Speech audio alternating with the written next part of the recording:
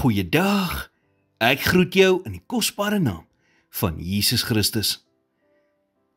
Toe Dawid die ark van God na die stad van Dawid laat kom het Ussa toe hulle by die dorsvloer van Kidon kom, sy hand uitgesteek om die ark vas te hou, want die osse het gestruikel. En net daar het God hom getref en hy het gesterf. 1 Kronieke 13 vers 12 tot 13 sê, en Dawid het daardie dag vir God bevrees geword en gesê, hoe kan ek die ark van God na my toe bring?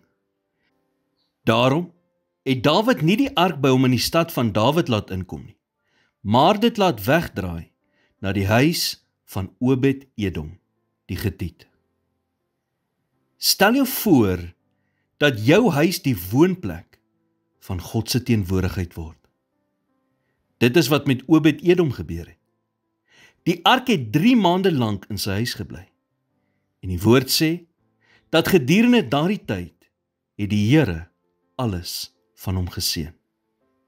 Sy vrou, sy kinders, sy besittings, sy toekoms. Alles het begin verander, omdat God se teenwoordigheid welkom was in daardie huis. Jy sien, eers wanneer jy God werklik in jou lewe verwelkom, kan hy dinge begin verander. Sy seën vloei waar hy teenwoordig is. So moenie God eenkant toe skuif in jou huis nie. Nee, maak hom die middelpunt van jou huis. Laat sy teenwoordigheid jou huwelik vorm. Laat sy teenwoordigheid die atmosfeer vir jou kinders vorm. Begin deur God saam as 'n huisgesin te aanbid. Moenie dat hy net 'n gas wees wat net Sondag welkom is nie. Nee, maak hom 'n permanente inwoner. Wanneer jy God se teenwoordigheid in jou huis inbring, sal jy dit in jou kinders begin sien. Dit sal die manier begin verander hoe jy dink, en dit sal jou honger maak vir meer.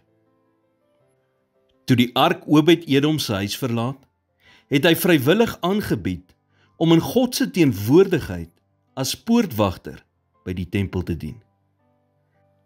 Dit is die krag van om God in jou lewe en in jou huis te verwelkom.